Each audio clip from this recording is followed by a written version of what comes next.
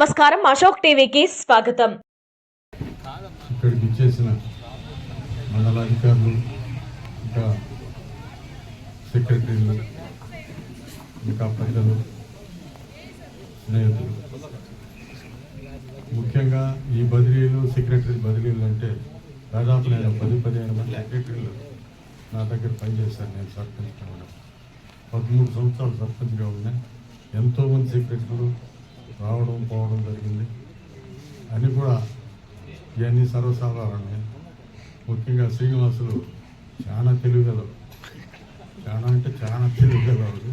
కాబట్టి రాపూర్ అంటే కోవూరులో ఒక భాగం కూడా కాదు, చాలా పెద్ద పంచాయతీ, చాలా తెలివిగలవాడు. కాబట్టి అక్కడ నెట్టుకు రాగలుగుతాడని నేను అనుకుంటున్నాను. అది చాలా ప్రమాదకరమైన పంచాయతీ, పెద్ద పంచాయతీ. ఆదాయం, పంచాయతీకి ఉండే ఆదాయం కూడా చాలా ఎక్కువ. అక్కడ సర్దుకొని అతను చేయగలడు, అతను తెలివితేటలతో చేయగలడని నేను నమ్ముతున్నాను. కానీ నేను ఇందరి ముందు ఇన్ని సంవత్సరాలు నేను సర్పంచ్గా పనిచేసి నేను ఎన్నో కార్యక్రమాలు చేశాను, చేయగలిగాను, కొన్ని చేయడానికి కూడా పోయాను. కానీ కొంతవరకు నాకు ఆరోగ్యరీత్యా కానీ నా కాల్లో రాయి గుచ్చుకొని నడవలేని పరిస్థితిలో ఈ పంచాయతీలో ఏమీ చేయలేని పరిస్థితి వచ్చింది. ఇవన్నీ ఏదేమైనా కానీ ఈరోజు మన సెక్రటరీ మంచిగా ఇక్కడి నుంచి బదిలీ కావడం సంతోషంగా ఉంది. అక్కడ కూడా ఊళ్ళో కూడా ఆయన జాగ్రత్త అయినవాడు కాబట్టి, తెలివిగలవాడు కాబట్టి అక్కడ కూడా చేయగల సమర్థత ఉంది. కాబట్టి అక్కడ కూడా సమర్థవంతంగా పనిచేసి మెప్పు పొందుతాడని నేను ఆశిస్తూ ముగిస్తున్నాను. మన పంచాయతీ సెక్రటరీ మండలంలోకల్లా కూడా గ్రేడ్ 1 సెక్రటరీ అయినా కానీ రాపూరే చాలా చిన్నదిగా అనిపిస్తుంది ఆయన పనితనానికి. అంత చురుకైన మనిషి అన్నమాట.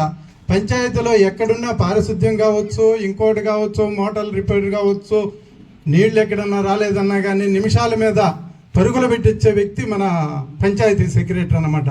అంత పనితనం ఉన్న వ్యక్తి కూడా మన రాపూర్కి రావడం కూడా మన అదృష్టం.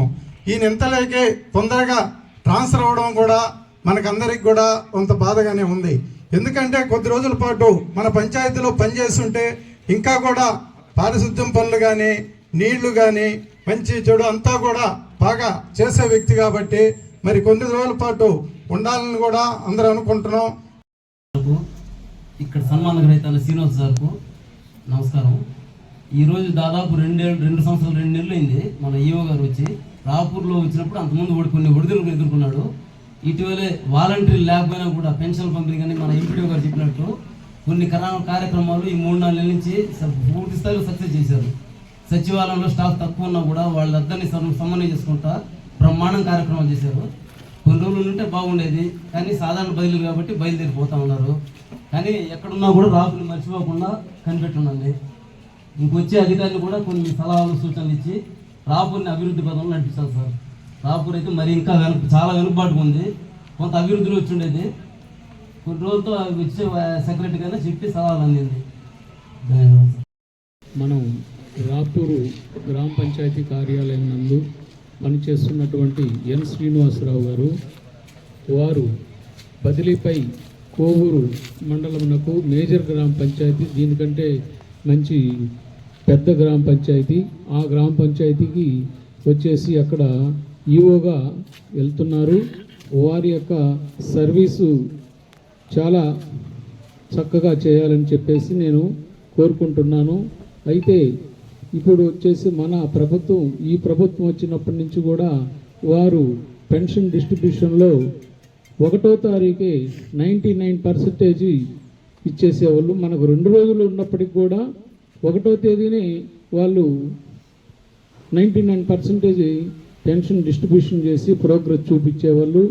అట్లాగనే స్వచ్ఛతా హీ సేవా కార్యక్రమంలో కూడా ఈ రాపూర్ గ్రామ పంచాయతీలో 1 కానీ 2 కానీ 3లో చురుకుగా మంచి సర్వీస్ చేశారు.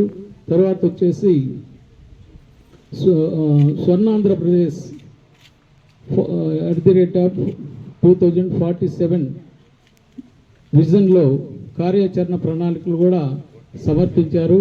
తర్వాత వచ్చేసి వారు ఇది మంచి ప్రభుత్వం అనేటువంటి ఈ డోర్ టు డోర్ తిరిగి ప్రతి ఒక్కరికి ఇన్ఫర్మేషన్లో తెలియజేయడంలో కానీ, తర్వాత 15th ఫైనాన్స్ గ్రాంట్ల నుండి అభివృద్ధి పనులు కూడా చురుకుగా చేశారు. తర్వాత ప్రతిరోజు నిత్యం శానిటేషన్ పనులు కానీ, గ్రామ పంచాయతీ డ్రింకింగ్ వాటర్ కానీ, ఇటువంటి పనులన్నీ అన్ని చురుకుగా చేయటంలో ముందంజ ఉన్నారు.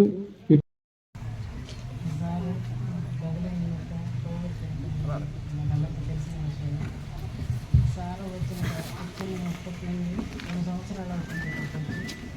అప్పటి నుంచి ప్రతి పని కూడా ఎంతో ఇంట్రెస్ట్గా మన పంచాయతీ ఎంతగానో చూసుకున్నారు.